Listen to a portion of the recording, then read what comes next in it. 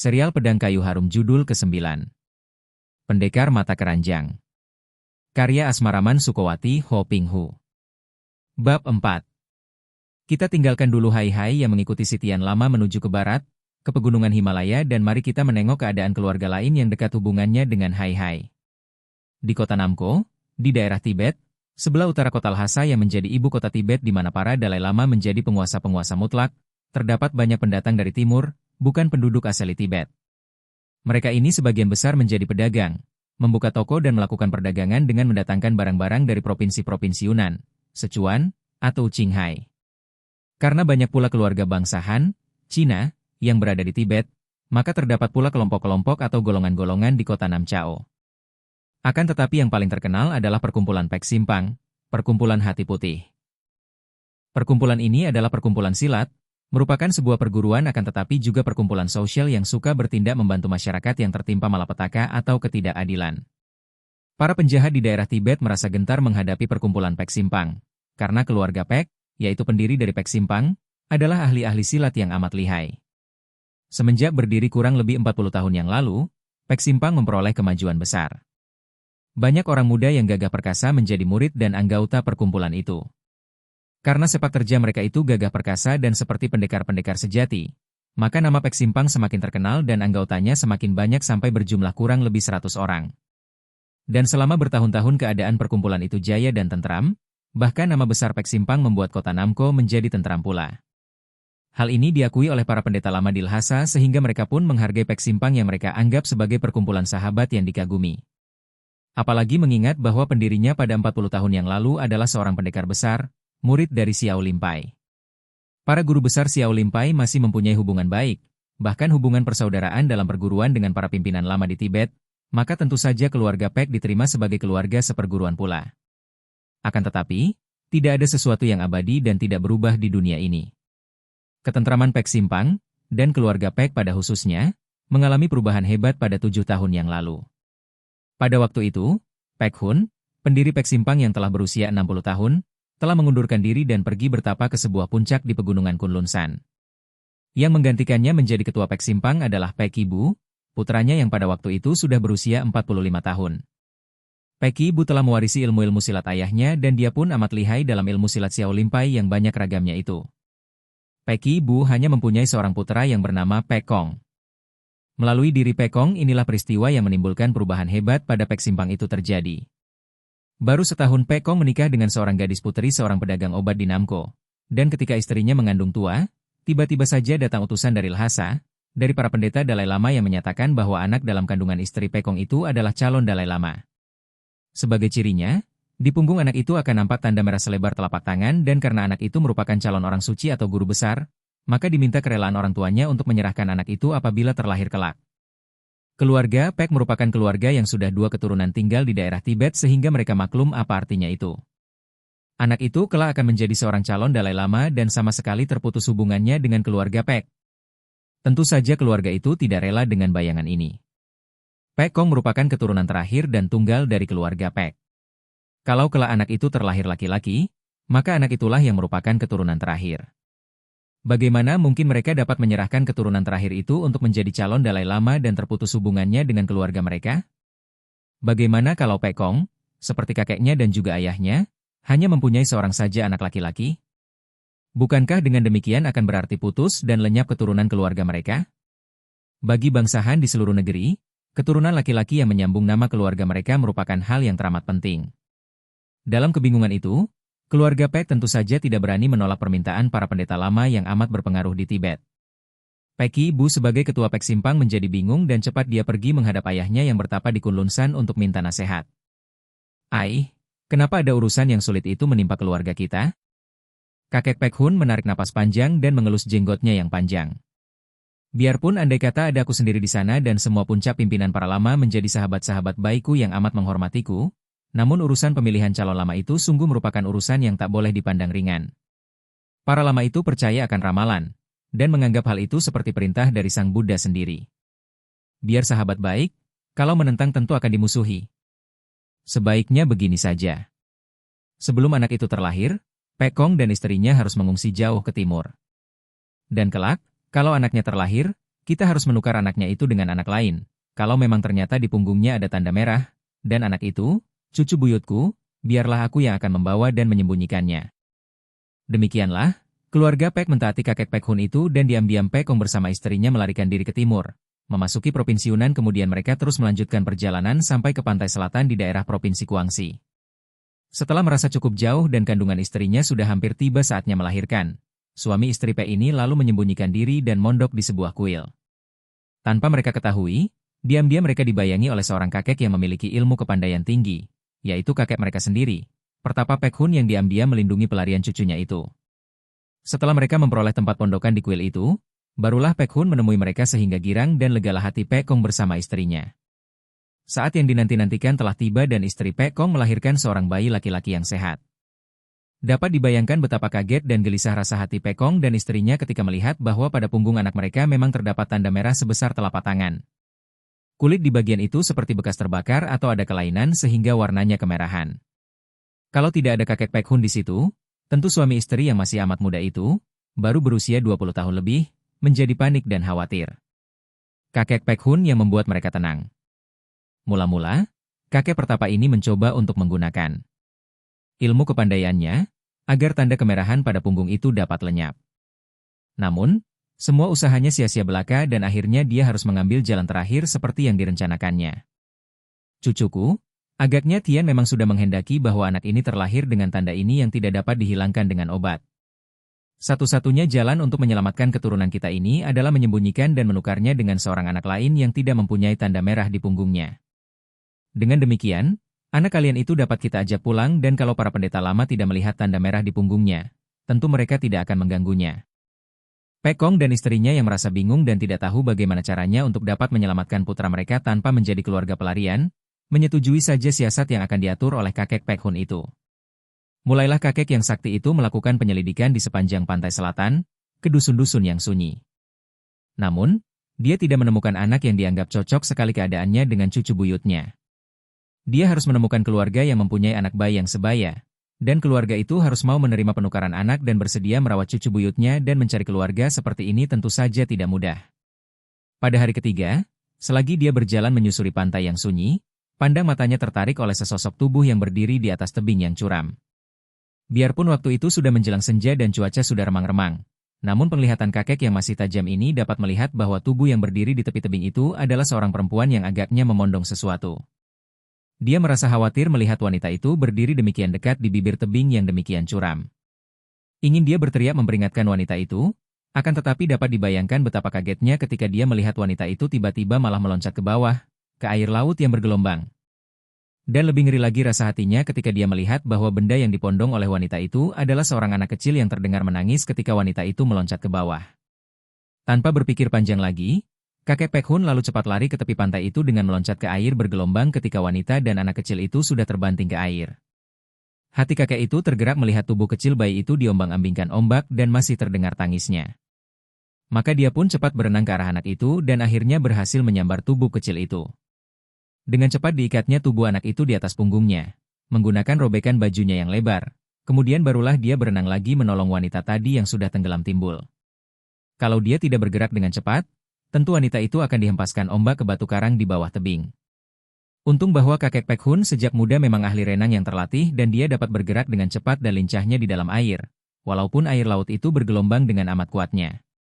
Setelah berhasil mencengkeram rambut wanita itu yang terlepas dari sanggulnya yang terurai panjang, dia lalu berenang ke tepi, memanggul anak kecil di punggungnya yang masih terus menangis dan menyeret wanita yang sudah pingsan itu. Berhasillah kakek yang gagah perkasa ini membawa tubuh wanita itu ke darat, menjauhi jangkauan air. Anak itu ternyata seorang bayi laki-laki yang bertubuh sehat dan montok dan tangisnya amat nyaring. Tangis inilah yang agaknya menolong bayi itu. Dengan hati-hati kakek Pek Hun merebahkan bayi itu di atas pasir dan dia pun cepat menolong wanita itu, mengeluarkan air dari dalam perutnya. Akan tetapi, wanita itu ternyata telah terluka parah pada dahinya. Agaknya ketika meloncat ke bawah dan dipermainkan ombak, kepalanya sempat terbentur pada batu karang. Napasnya sudah empas-empis dan darah banyak keluar dari luka di dahi. Melihat keadaan dahi itu, kakek Pek Hun mengerutkan alisnya. Dia adalah seorang ahli silat yang juga pandai ilmu pengobatan, terutama mengobati luka-luka. Melihat luka di dahi yang demikian dalam, Dia tidak melihat harapan untuk dapat bertahan hidup pada wanita itu. Setelah ditotok sana-sini untuk menghentikan darah keluar, mengurangi rasa nyeri dan menyadarkannya, wanita itu membuka matanya. Ia menengok ke kanan-kiri dengan lemah, lalu bertanya, "Mana anakku?" Anak itu sudah berhenti menangis dan kakek itu berkata, "Jangan khawatir, anakmu selamat." Dia menunjuk ke arah anak itu yang kini rebah dan diam saja. Melihat anaknya, wanita itu menitikkan air mata yang bercampur dengan air laut yang menetes-netes dari rambutnya membasahi mukanya. "Anakku, dia tidak berdosa, biarlah dia mati bersamaku." Kakek itu mengerutkan alisnya. Betapa menyedihkan melihat seorang manusia mengalami penderitaan batin sehingga putus asa dan memilih jalan membunuh diri seperti yang dilakukan oleh perempuan ini, pikirnya. Seorang perempuan yang masih amat muda, belum 20 tahun agaknya, dan memiliki wajah yang cantik dan tubuh yang sehat. Dan dia tahu bahwa perempuan muda ini sekarang menghadapi maut yang agaknya sukar untuk dapat dielakkan lagi. "Anak baik, kenapa kau melakukan ini? Kenapa engkau berusaha membunuh diri bersama anakmu yang masih bayi itu?" Mendengar pertanyaan ini, wanita itu memandang wajah kakek Pek Hun, mengamat-amatinya penuh perhatian dan air matanya bercucuran semakin banyak. Kemudian ia pun mulai bercerita, tersendat-sendat suaranya, kadang-kadang hanya berbisik-bisik lemah, dan napasnya semakin empas-empis. Namun agaknya ia memiliki semangat terakhir untuk menceritakan keadaan dirinya, cerita yang mengandung penuh penasaran baginya. Wanita muda itu putri guru silat Choa Kausu, seorang guru silat yang tinggal di dusun dekat pantai. Kurang lebih setahun yang lalu, di dusun itu datang seorang pengacau, seorang Jai Hawaket, penjahat pemetik bunga, yang mengganggu wanita-wanita muda di dusun itu, bahkan telah melakukan penculikan-penculikan dan pemerkosaan-pemerkasaan. Hal ini membuat keluarga Choa yang menjadi jagoan-jagoan di dusun itu merasa penasaran dan marah. Choa Kausu bersama putrinya, satu-satunya murid yang paling pandai dan boleh diandalkan, melakukan penyelidikan dan pengintaian di waktu malam secara berpencar. Akan tetapi, malang bagi Choasi, anak guru silat itu, ia bertemu dengan penjahat itu, berkelahi dan ia kalah. Ia yang tadinya ingin menangkap penjahat, sebaliknya malah tertawan dan kemudian diperkosa. Anehnya, ia malah jatuh cinta kepada Jai Hawaket yang selain tampan dan lihai, juga pandai merayu itu sehingga ia merahasiakan peristiwa itu dari orang tuanya. Ia malah kemudian menjadi pacar sang penjahat, berkali-kali mengadakan pertemuan dan setiap kali Jai Hawaket itu lewat di dusun itu, tentu mereka mengadakan pertemuan secara sembunyi-sembunyi untuk memadu cinta. Dan sang Jai Hawaket juga membebaskan dusun itu dari gangguannya setelah Choasi menjadi kekasihnya. Akan tetapi, ketika Choasi mengandung, Jai Hawaket itu pun tak pernah mau singgah lagi ke dusun itu.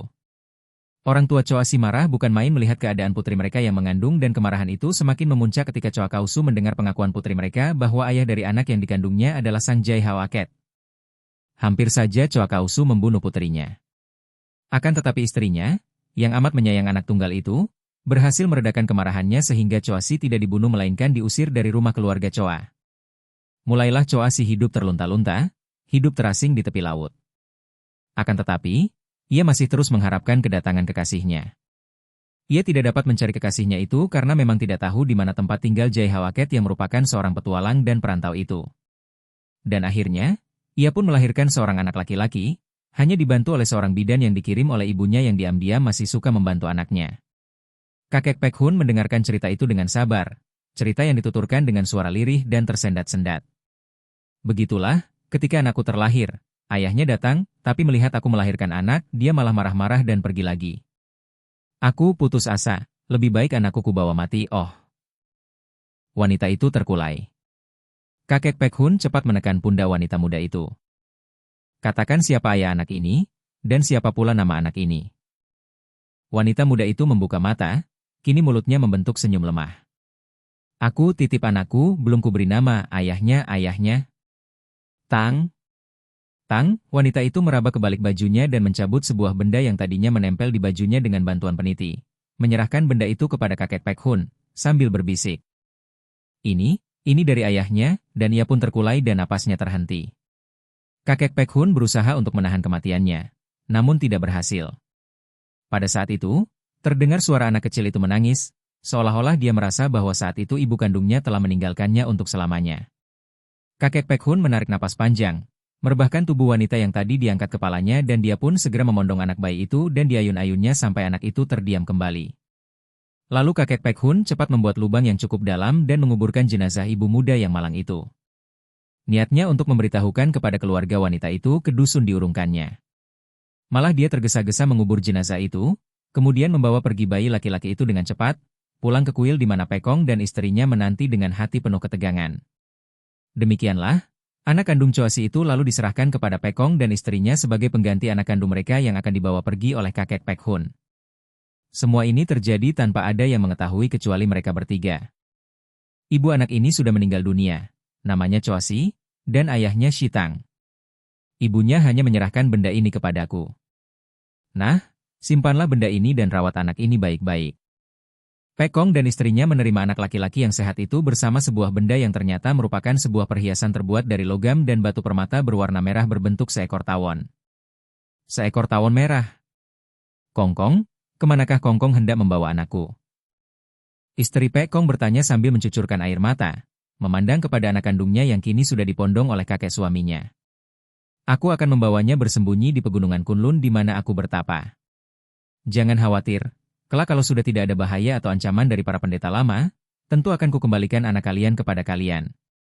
Aku akan menjaganya baik-baik dan akan mendidiknya. Kakek Pek Hun lalu pergi pada malam hari itu juga, membawa cucu buyutnya yang dipondongnya dan dibawanya berlari cepat. Sementara itu, Pekong sibuk merangkul dan menghibur istrinya yang menangis dengan sedih. Biarpun ia tahu bahwa anaknya berada di tangan yang akan melindunginya, dan biarpun ia sudah memperoleh penggantinya, seorang anak laki-laki yang bertubuh sehat dan montok, akan tetapi hati ibu muda ini tetap saja berduka karena harus berpisah dari anak kandungnya yang baru berusia 2 bulan itu. Hanya dengan setengah hati ia suka menyusui anak yang dibawa oleh kakek Pek Hun. Melihat keadaan istrinya itu, Pekong lalu minta bantuan seorang wanita pengasuh dan seorang niko untuk menjaga anaknya. Setiap istrinya rewel dan minta diajak berlayar untuk menghibur hatinya. Mereka sering naik perahu layar dan mencari ikan, suatu kesibukan yang kadang-kadang bisa mendatangkan kegembiraan di hati istri Pekong dan membuat ia melupakan kedukaannya. Ketika Lam Hai Siang Mo, yaitu Siang Kuan Leng dan istrinya, Ma Kim Li, datang ke kuil itu dan menculik anak mereka, membunuh pengasuh dan Nikou, dan meninggalkan mayat anak yang rusak mukanya, Pekong dan istrinya juga sedang mencari ikan di tengah lautan. Gembira karena pada waktu itu musim udang sehingga jala mereka menghasilkan banyak udang besar. Tentu saja mereka terkejut bukan main ketika kembali ke kuil dan melihat betapa dua orang pengasuh anak itu telah tewas dan anak mereka telah ditukar dengan seorang anak sebaya yang sudah tewas pula dengan muka rusak. Hal ini sungguh mengejutkan hati mereka dan baru mereka yakin benar bahwa memang anak mereka itu selalu diincar orang. Untuk memperkuat peristiwa itu, demi keselamatan anak mereka, suami istri ini lalu menyebarluaskan berita tentang pembunuhan anak mereka. Dan benar saja. Begitu terdengar berita bahwa anak mereka yang di luaran terkenal sebagai Sintong itu terbunuh, banyak orang aneh bermunculan dengan alasan melayat, akan tetapi yang sesungguhnya ingin membuktikan dan menyelidiki. Bahkan 3 orang pendeta lama dari Tibet tiba-tiba muncul di ambang pintu dan mereka ini sengaja datang untuk memeriksa dan membuktikan sendiri mayat anak kecil itu. Selain 3 orang pendeta lama, di antara para tamu yang datang melayat, terdapat pula suami istri penghuni Guha Iblis Pantai Selatan. Sepasang iblis ini datang terlambat dan jenazah pengasuh Nikou dan anak kecil itu sudah dikubur. Akan tetapi, pada malam harinya, mereka membongkar 3 kuburan itu dan memeriksa keadaan mayat yang sudah hampir membusuk itu.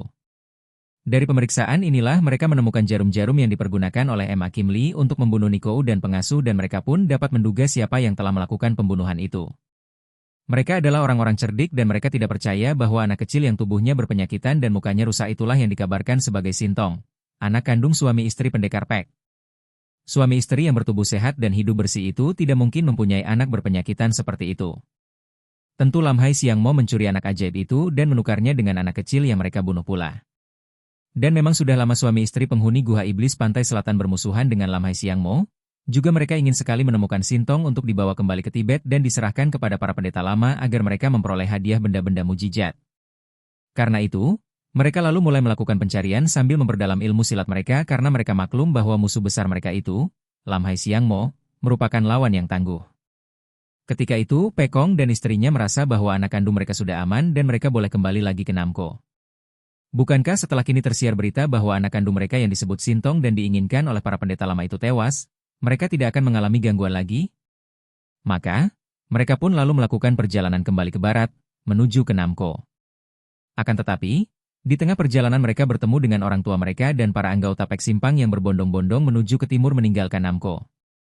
Tentu saja pertemuan itu amat mengejutkan dan apakah yang telah terjadi di Namco?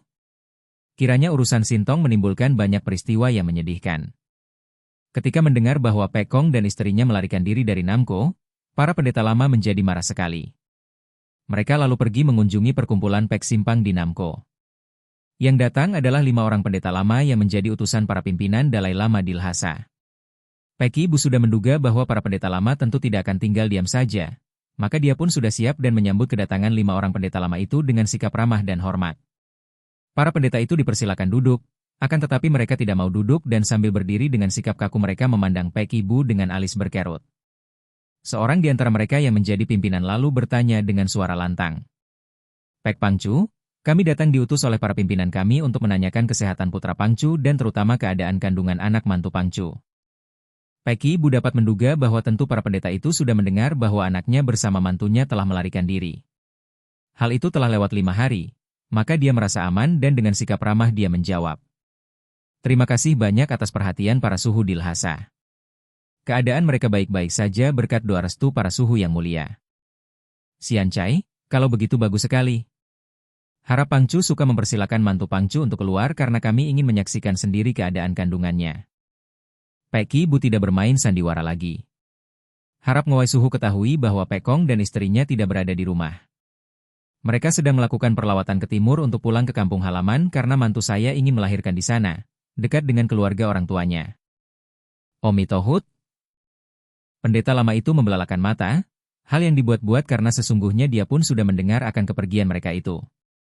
Bagaimana Pangcu memperbolehkan mereka pergi tanpa setahu dan seizin pimpinan kami? Inilah pertanyaan yang ditunggu-tunggu oleh Ketua Pek Simpang. Dia mengerutkan alisnya. Memang harus diakuinya bahwa sejak dahulu, sejak ayahnya mendirikan Pek Simpang, keluarga Pek menjadi sahabat-sahabat baik dari para pimpinan pendeta lama di Lhasa. Akan tetapi sekali ini, dia menganggap bahwa pihak pendeta lama terlalu mencampuri urusan dalam keluarganya. Ngawai Suhu harap suka mengingat bahwa Pekong adalah anakku dan istrinya adalah mantu kami. Kalau mereka pergi mengunjungi keluarga di kampung halaman, jauh di timur, mereka cukup memperoleh izin dari kami sebagai orang tuanya. Kenapa harus setahu dan seizin pimpinan para suhu di Lhasa?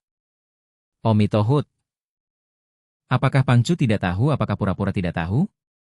Mantumu adalah wanita yang dipilih oleh Sang Buddha untuk melahirkan calon guru suci, calon Dalai Lama. Tentu saja selama mengandung, ia harus berada di bawah pengawasan kami dan ia tidak boleh pergi begitu saja tanpa izin kami.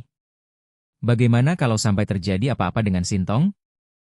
Hati Pek Ibu merasa mendongkol sekali, akan tetapi dia menahannya karena dia pun tidak ingin bermusuhan dengan para pendeta lama. Harap Ngowi jangan khawatir, mereka akan selamat. Dan pula, belum tentu mantuku akan melahirkan anak ajaib yang kelak akan menjadi Dalai Lama. Sudah pasti. Ramalan kami tidak akan meleset. Yang dikandungnya adalah Sintong yang kelak akan menjadi pimpinan kami. Ngowai harap jangan lupa bahwa bagaimanapun juga, yang dikandung itu adalah anak dari Pekong dan calon cucuku, kata Pek Ibu dengan suara agak keras karena dia mulai marah. Omi Tohut, sungguh dangkal pertimbangan akal Pangcu. Keluarga Pek dalam hal ini hanyalah dipinjam saja. Anak yang akan terlahir itu adalah untuk kami, untuk dunia, bukan untuk keluarga Pangcu pribadi. Sudahlah, harap Pangcu beritahu kemana mereka pergi, agar kami dapat cepat menyusul dan mengajak mereka kembali ke sini atau langsung saja ke Lhasa karena kandungannya sudah tua dan ia harus memperoleh perawatan dan pengamatan langsung dari kami. Marahlah Pek Ibu. Para suhu sungguh keterlaluan dan tidak memandang lagi persahabatan. Apapun pendapat para suhu di Lhasa tentang anak yang akan terlahir itu dia tetap calon cucuku dan keluarga kami, dan kami yang paling berhak untuk menentukan tentang dirinya. Sian Chai, sesungguhnya Pek Pangcu yang tidak memandang persahabatan. Tentu Pangcu sudah memaklumi bahwa seluruh wilayah di Tibet tunduk kepada pimpinan kami di Lhasa dan pimpinan kami yang merupakan kekuasaan mutlak yang harus ditaati oleh semua orang yang tinggal di Tibet. Keluarga Pek telah dipinjam dan dipilih untuk melahirkan seorang calon Dalai Lama. Pangcu sekeluarga tidak bersyukur atas karunia itu, malah hendak memberontak dan hendak mengubah nasib yang sudah ditentukan oleh Yang Maha Kuasa.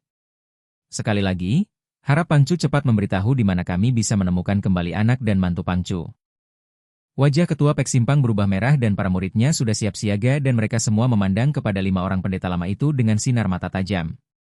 Mereka tahu bahwa ketua mereka sudah marah terhadap bekas kawan-kawan baik itu. Dan sekali lagi kami tegaskan bahwa kami tidak akan memberitahukan kepada siapapun juga, jawab Pek Ibu. Sian Chai. Berarti Pek Pangcu hendak menentang kami, bentak seorang di antara para pendeta lama itu.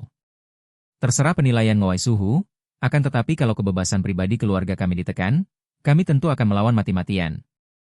Bagus, agaknya Pek Simpang memang sudah siap untuk memberontak terhadap kami.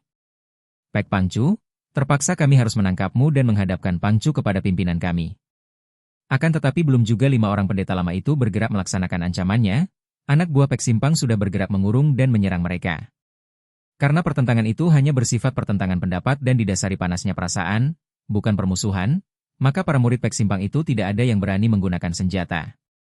Mereka menyerang dengan kepalan tangan dan tendangan kaki. Omitohut, kalian mencari penyakit, kata para pendeta lama itu dan mereka pun bergerak berpencaran.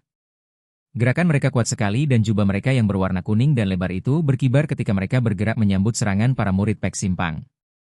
Akan tetapi, agaknya para anggota rendahan itu sama sekali bukan tandingan yang setimpal dari para pendeta lama itu. Begitu bentrok, 5 orang murid Pek Simpang terbanting roboh. Hal ini mengejutkan para murid kepala Pek Simpang. Biarpun hanya anggota rendahan, namun para murid itu rata-rata sudah memiliki ilmu silat yang cukup tangguh, tidak mudah dirobohkan demikian saja. Akan tetapi, serangan mereka terhadap 5 orang pendeta itu ternyata sekali gebrakan saja membuat mereka sendiri terbanting keras dan tidak mampu melanjutkan perkelahian. Karena maklum bahwa para pendeta lama ini lihai sekali, serentak 10 orang murid kepala Pek Simpang menerjang maju. Mereka disambut dengan tenang oleh 5 orang pendeta itu dan setelah berkelahi selama 10 jurus, kembali ada 5 orang murid Pek Simpang yang roboh. Para pendeta yang suka mencampuri urusan keluarga orang, bentak Pek Ibu marah dan dia pun menerjang maju. Terjangan Pek Ibu disambut oleh seorang pendeta lama yang melompat ke depan dan menangkis serangan ketua Pek Simpang itu. Duk!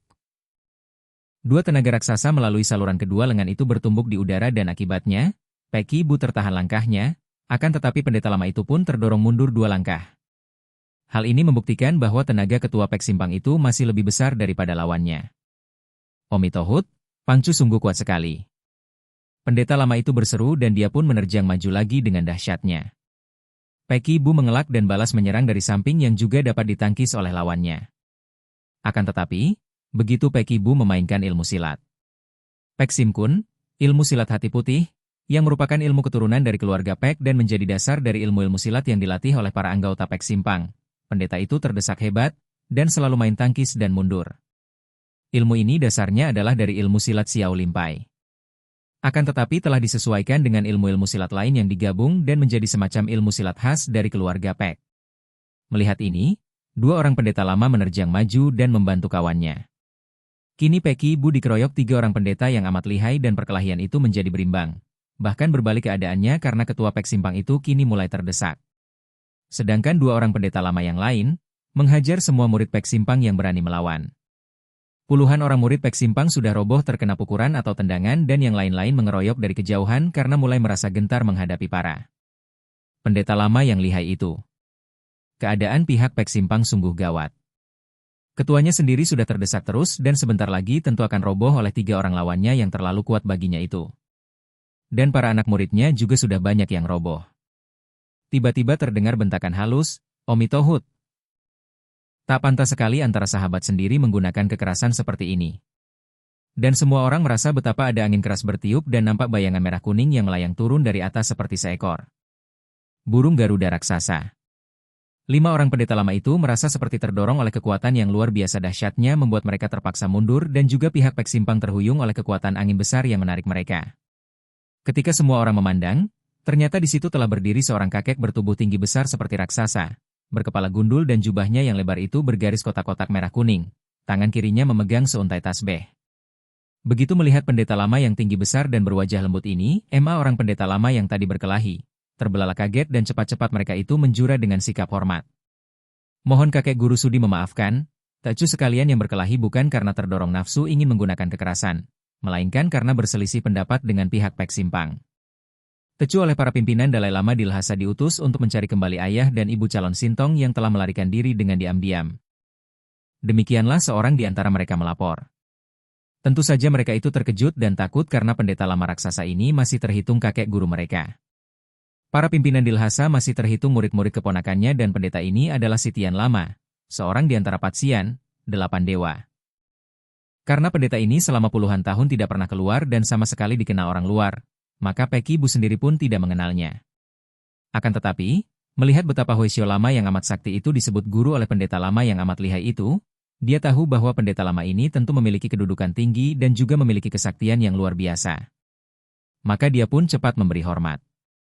Harap Lo Suhu sudi mengampuni kami. Sejak ayah kami mendirikan Pek Simpang, kami selalu menjadi sahabat-sahabat baik dari para pendeta lama di Lhasa dan kami tidak pernah melakukan pelanggaran. Akan tetapi sekali ini, para pendeta lama hendak menekan kami dalam urusan keluarga kami. Anak kami Pekong dan istrinya yang mengandung tua, telah pergi untuk berkunjung kepada keluarga mereka di kampung halaman dan istrinya ingin melahirkan di antara keluarganya di timur. Akan tetapi, para Lo Suhu di Lhasa menghendaki agar mereka itu kembali dan bahkan hendak memaksa mereka kembali. Bukankah hal itu berarti bahwa para pendeta lama di Lhasa hendak memperkosa hak kebebasan keluarga kami? Mohon pertimbangan Lo Suhu yang seadil-adilnya. Sitian lama tersenyum lebar dan mengangguk-angguk. Pek Pangcu, Pinceng kira tidak perlu Pinceng jelaskan lagi bahwa setiap orang manusia yang hidup di dunia ramai tidak akan dapat terbebas daripada peraturan-peraturan yang diadakan oleh para penguasa setempat. Sudah menjadi peraturan dan kebiasaan di Tibet tentang pemilihan Sintong, anak ajaib yang telah ditunjuk untuk menjadi Dalai Lama kelak. Dan kebetulan sekali, yang terpilih adalah calon cucu Pangcu. Karena keluarga Pek bertempat tinggal di daerah Tibet, tentu saja Pangcu juga tidak terbebas daripada peraturan itu. Nah, tentu saja para pimpinan Dalai Lama tidak dapat dianggap sewenang-wenang kalau mereka itu ingin melindungi mantu Pangcu yang akan melahirkan Sintong, karena itu adalah menjadi hak dan kewajiban mereka. Kalau Pangcu menentang, berarti Pangcu menentang peraturan dan kepercayaan dan kebiasaan yang sudah berjalan sejak ratusan tahun yang lalu. Peki Bu dapat mengerti akan pendapat pendeta lama yang tua ini dan dia pun tidak dapat membantah. Diam-diam dia mencari akal dan dia pun tahu bahwa ayahnya sudah mengatur rencana jangka panjang untuk menyelamatkan cucunya. Pendapat Lo Suhu memang tepat dan benar, dapat kami mengerti. Akan tetapi, anak dan mantu kami itu tidak bermaksud melarikan diri, melainkan hendak melahirkan anak di lingkungan keluarga di timur. Kami memang belum percaya benar bahwa mantuku akan melahirkan seorang Sintong yang memiliki tanda merah di punggungnya. Bagaimana kalau kelak ia melahirkan anak yang tidak mempunyai tanda itu? Tidak mungkin, kata seorang di antara 5 pendeta lama itu penuh semangat. Biasanya, perhitungan dan ramalan para pimpinan Dalai Lama tidak akan keliru, Pangcu. Akan tetapi kalau benar anak itu terlahir tanpa tanda itu, berarti ada kekeliruan dalam perhitungan itu dan tentu saja anak itu bukan Sintong. Bagus, kalau begitu kami berjanji. Kalau anak itu keluar dengan tanda merah di punggungnya, kami akan mengantarkannya ke Lhasa. Akan tetapi kalau tidak ada tandanya, kami minta agar cucuku itu dibebaskan. Biar kami yang menyaksikan apakah dia terlahir dengan tanda itu atau tidak. Kami harus mengetahui di mana mantumu itu agar kami dapat mengamatinya dan melindunginya. Seorang pendeta lama berkeras. Kalau begitu, biar kami semua dibunuh, kami tidak akan mau memberitahu di mana adanya anak dan mantuku. Pek Ki Bu berkeras. Kedua pihak sudah saling melotot lagi dan tentu akan terjadi perkelahian kelanjutan yang lebih mati-matian, akan tetapi Sitian lama mengangkat tangan ke atas dan semua orang pun terdiam. Memang kepada pendeta lama raksasa inilah kedua pihak agaknya minta pertimbangan dan keputusan. Omitohut, kekerasan takkan pernah dapat menciptakan perdamaian. Kalau urusan Sintong dicemari oleh kekerasan, perkelahian apalagi sampai bunuh-membunuh, maka kesucian yang diciptakan dengan lahirnya seorang Sintong akan ternoda. Ada peraturan di Lhasa bahwa pimpinan Dalai Lama berhak untuk menentukan segala sesuatu yang berkenaan dengan penduduk di Tibet. Kalau seorang Sintong akan terlahir di dalam wilayah Tibet, maka para pimpinan Dalai Lama boleh mengambil tindakan apa saja untuk mengambil anak itu. Akan tetapi kalau kebetulan Sintong akan dilahirkan di luar wilayah Tibet, suatu hal yang sering pula terjadi, maka para Dalai Lama tidak berhak memaksa keluarga yang bersangkutan karena bukan warga negaranya, walaupun tentu saja mereka juga akan berusaha sedapatnya untuk menarik Sintong ke dalam biara. Nah, Pek Pangcu, kalau keluargamu dan seluruh Pek Simpang tidak menjadi penghuni di Tibet lagi, maka tentu saja para pimpinan lama di Lhasa tidak akan memaksamu. Dengan kepindahan kalian dari sini, berarti kalian tidak harus tunduk akan peraturan, dan semua pertikaian mengenai anak itu akan habis sampai di sini saja. Andai kata yang mengeluarkan pendapat ini bukan Sitian lama, orang yang amat dihormati oleh para pendeta lama, tentu mungkin sekali menimbulkan kemarahan di pihak para pendeta karena nadanya seperti melindungi dan menasehati keluarga Pek dan anak buahnya. Sebaliknya, mungkin saja pihak Pek Simpang dapat merasa terhina atau seperti diusir. Akan tetapi, para pendeta lama itu diam saja dan hanya memandang kepada Pek Ibu dan anak buahnya. Pek Ibu bukanlah seorang yang berpikiran pendek atau keras kepala. Dia pun maklum bahwa dengan adanya urusan cucunya itu, kalau dia sekeluarga dan Pek Simpang tidak pergi dari Namco, tentu selalu akan dimusuhi oleh para pendeta lama. Hal ini sama saja dengan dimusuhi oleh penguasa setempat dan tentu saja kehidupan mereka menjadi tidak aman lagi. Demikianlah, tanpa banyak membantah lagi, Peki Bu lalu membawa keluarga dan perkumpulannya untuk boyongan dan meninggalkan kota Namco, menuju ke timur. Memang ada beberapa orang murid yang tidak ikut karena mereka lebih suka tetap tinggal di Namco bersama keluarga mereka. Karena kini Pek Simpang sudah tidak berada lagi di Namco dan para murid itu tidak mempunyai hubungan secara langsung dengan pertikaian yang disebabkan oleh Sintong, maka murid-murid yang masih tinggal di Namco itu tidak merasa khawatir akan mengalami gangguan. Dan di tengah perjalanan, di luar batas provinsi Tibet, rombongan keluarga Pek ini bertemu dengan Pek Kong dan istrinya. Tentu saja pertemuan itu menggembirakan akan tetapi juga menyedihkan dan mengharukan. Masing-masing menceritakan pengalaman mereka. Ketika mendengar bahwa secara rahasia cucunya telah dibawa pergi oleh ayahnya sendiri, Peki Bu merasa lega. Dia pun merasa ngeri mendengar akan peristiwa maut yang menewaskan pengasuh, Nikou dan seorang anak kecil yang ditukarkan. Kongji, anak Kong, kata Peki Bu. Kita tidak boleh melupakan anak laki-laki yang diculik penjahat itu. Bagaimanapun juga, anak itu telah menyelamatkan cucuku dan kasihanlah dia. Masih begitu kecil sudah kehilangan ibunya, tidak pernah dipedulikan ayah kandungnya. Dan kini berpindah tangan lagi diculik penjahat. Kelak engkau harus mencari anak itu dan menyelamatkannya. Pek Kong mengangguk. Kongkong sudah meninggalkan sebuah benda perhiasan yang menurut Kongkong adalah milik ayah kandung anak itu yang mempunyai nama keturunan. Tang. Dia lalu menceritakan apa yang didengarnya dari kakek Pek Hun. Kemudian rombongan itu lalu melanjutkan perjalanan menuju ke daerah Konggoan, sebuah kota besar di provinsi Sichuan dari mana keluarga Pek berasal. Anak laki-laki yang dilahirkan oleh istri Pek Kong dan kemudian dibawa pergi oleh kakek buyutnya itu diberi nama Pek Han Siong, sebuah nama yang dipilih oleh Pek Kong dan istrinya untuk putra mereka. Dapat dibayangkan betapa sukarnya bagi seorang kakek tua seperti Pek Hun, membawa seorang bayi yang baru berusia beberapa hari, melakukan perjalanan yang jauh dan sukar. Akan tetapi, kakek Pek Hun adalah seorang kakek yang memiliki ilmu kepandaian tinggi. Juga dia adalah seorang ahli pengobatan sehingga dia dapat merawat anak itu di sepanjang perjalanan. Tidak malu-malu atau segan-segan untuk minta tolong kepada ibu-ibu yang masih menyusui untuk membantu sedikit air susu untuk bayi Han Siong di setiap dusun yang dilaluinya. Dengan demikian, akhirnya dia dapat membawa bayi itu ke pegunungan Kun Iyun dengan selamat. Mula-mula dia tinggal di sebuah dusun di kaki pegunungan Kun Iyun sambil membayar seorang ibu muda untuk menyusui Han Siong. Setengah tahun kemudian, dia membawa anak itu naik ke tempat pertapaannya yang tersembunyi dan merawat sendiri anak itu dengan susu binatang keledai. Sejak bayi, anak itu digembleng oleh kakek Pek Hun, dan setelah anak itu berusia 4 tahun, dia mulai membimbingnya untuk melatih langkah-langkah dasar ilmu silat, menggembleng tubuh itu dengan ramuan obat-obatan untuk menguatkannya.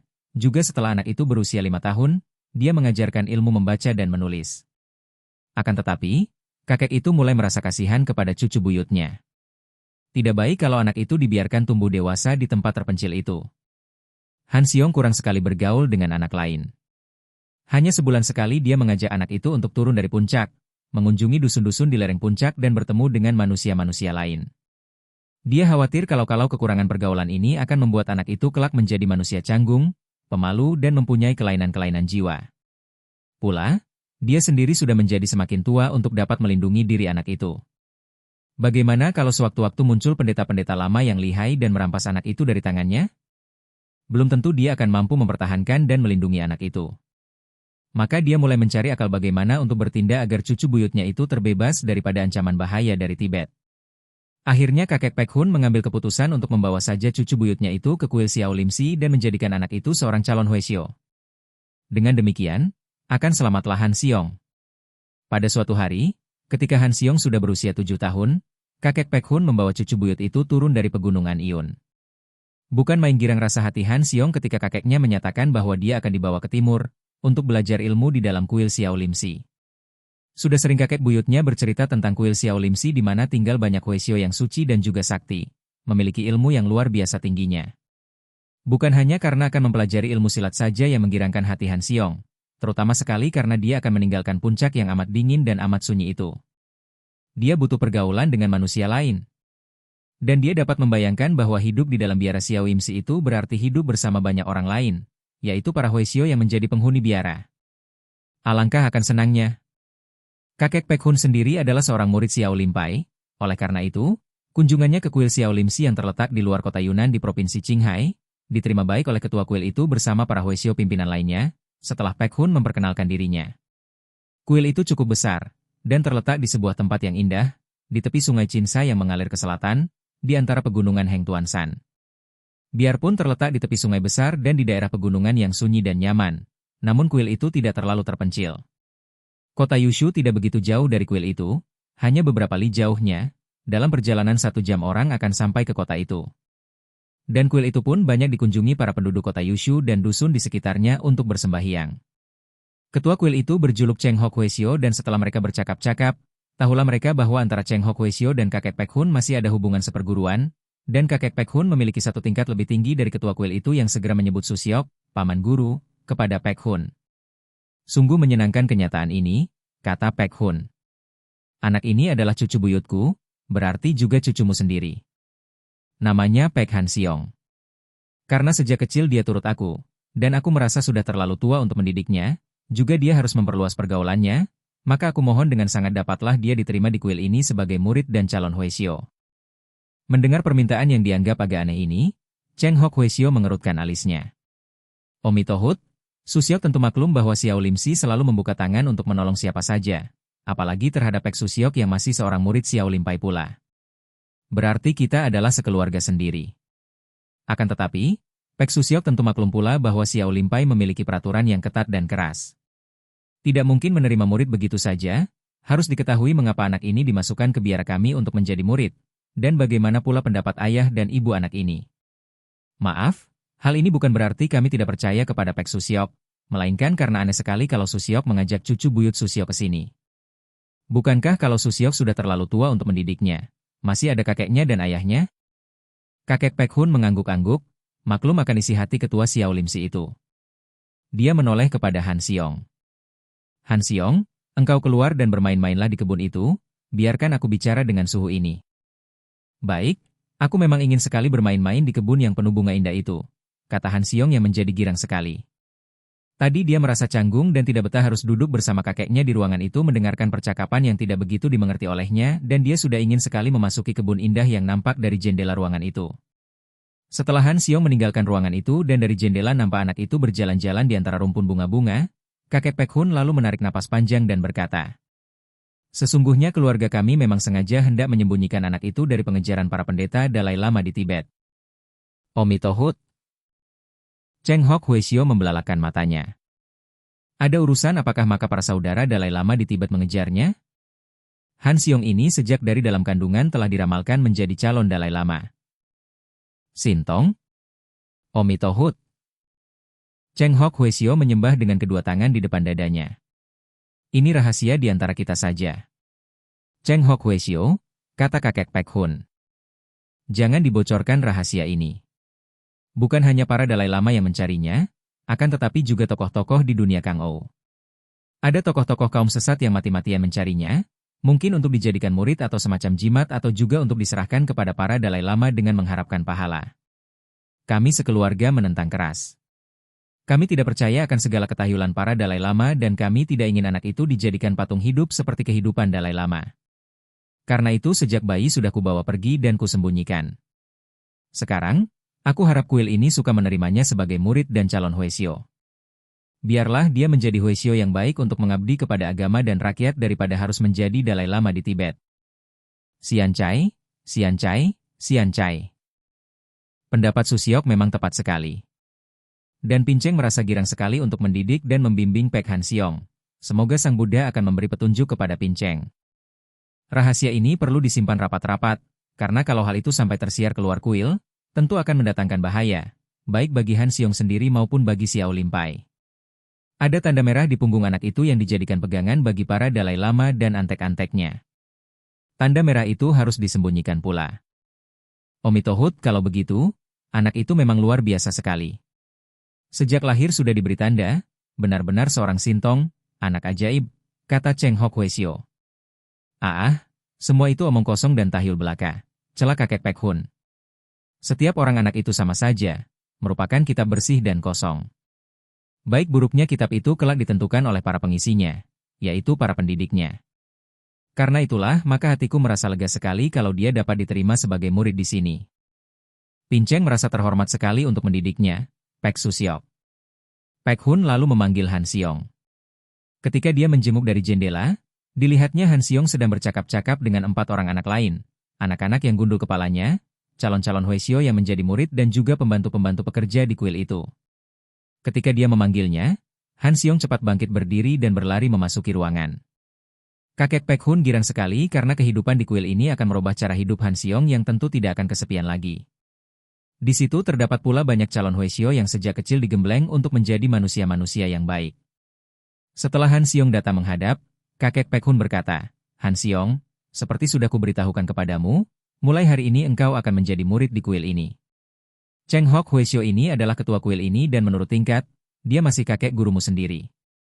Akan tetapi karena mulai hari ini engkau akan menjadi muridnya, maka engkau harus memberi hormat kepadanya sebagai gurumu. Han Xiong memandang kepada Cheng Hok Huaishio, kemudian memandang kepada kakek buyutnya. Apakah kakek hendak meninggalkan aku di sini? Benar, aku sudah terlalu tua untuk mendidikmu dan engkau perlu mendapatkan pengalaman hidup yang lain, pergaulan yang tepat. Di sini terdapat bahaya anak-anak yang menjadi murid, maka engkau dapat bergaul dengan mereka. Baik, Kek, kata Han Xiong dan dia pun cepat menjatuhkan diri berlutut di depan Cheng Hok Huaishio, memberi hormat 8 kali, sambil menyebut suhu. Dengan wajah berseri Cheng Hok Huaishio menyentuh pundak anak itu. Bangkitlah, Han Xiong dan mulai sekarang, engkau harus mentaati segala peraturan di kuil ini. Untuk sementara, engkau menjadi murid dalam ilmu silat, mempelajari agama akan tetapi belum menjadi calon Huaishio karena untuk hal itu diperlukan bakat dan Pinceng ingin melihat dulu apakah engkau berbakat untuk menjadi calon Huaishio. Baik, Suhu. Tecu hanya mentaati perintah Suhu, kata Han Xiong dan diam-diam Huaishio itu kagum sekali. Anak ini baru berusia 7 tahun, sejak kecil hidup di dalam pertapaan bersama kakek buyutnya, namun anak ini sudah pandai membawa diri. Han Xiong, engkau harus ingat bahwa engkau keturunan keluarga Pek yang turun-temurun menjadi pimpinan dari perkumpulan Pek Simpang. Nama perkumpulan ini berarti hati putih dan hati putih adalah hati yang bersih, tidak ternoda oleh perbuatan-perbuatan yang sesat dan jahat. Karena itu, aku hanya mengharapkan agar kelak engkau akan dapat melanjutkan pimpinan Pek Simpang dengan baik, dan untuk itu, terimalah kitab ini. Kitab ini adalah tulisanku sendiri, merupakan inti dari ilmu silat Pek Sim Kun, sudah kusaring dan kupadatkan menjadi 13 jurus saja. Untuk dapat mempelajari ini, engkau harus sudah mencapai tingkat ilmu silat yang cukup tinggi, karena itu rajin-rajinlah belajar di Xiao Lim Si. Kakek itu menyerahkan sebuah kitab yang diterima dengan sikap hormat oleh Han Xiong. Pesan kakek akan kuperhatikan baik-baik dan akan kulaksanakan dengan patuh. Jawabnya. Setelah meninggalkan pesan-pesan kepada cucu buyutnya, pada hari itu juga kakek Pek Hun meninggalkan kuil Xiao Lim Si itu untuk kembali ke Kunlun San di mana dia akan bertapa sampai akhir hayatnya. Demikianlah, mulai hari itu, Han Xiong tinggal di kuil Xiao Lim Si dan menjadi murid yang setiap hari membantu pekerjaan para Huaishio tua muda di kuil itu. Setelah dia dapat menyesuaikan diri, barulah Cheng Hok Huaishio mulai memberi pelajaran ilmu silat, juga ilmu baca tulis dan membaca kitab-kitab agama. Ternyata anak itu cerdik sekali sehingga segala macam mata pelajaran yang diajarkan kepadanya, dengan cepat dapat diresapi dan dimengerti. Di Xiao Lim Si ini, dia menerima gemblengan dasar-dasar ilmu silat sehingga dia memiliki dasar yang kuat dan asli dari Xiao Lim Pai. Berbeda dengan kakek Pek Hun yang biarpun tokoh Xiao Lim Pai namun tidak mempunyai cukup waktu untuk menggembleng seperti yang dilakukan di perguruan Xiao Lim Si. Di kuil ini Han Xiong benar-benar mengulang kembali dan belajar dari tingkat terendah. Untuk memperkuat dan menyempurnakan kuda-kuda kedua kakinya saja, setiap hari dia harus berlatih memikul air melalui jalan tanjakan yang licin dan berliku-liku, dan harus terus berlatih selama 2 tahun. Setelah itu, dia harus melatih kaki tangannya untuk memperkuat otot-ototnya dengan menggantungi kaki tangan dengan gantungan besi yang cukup berat. Belajar pula menghimpun tenaga untuk dasar ilmu meringankan tubuh.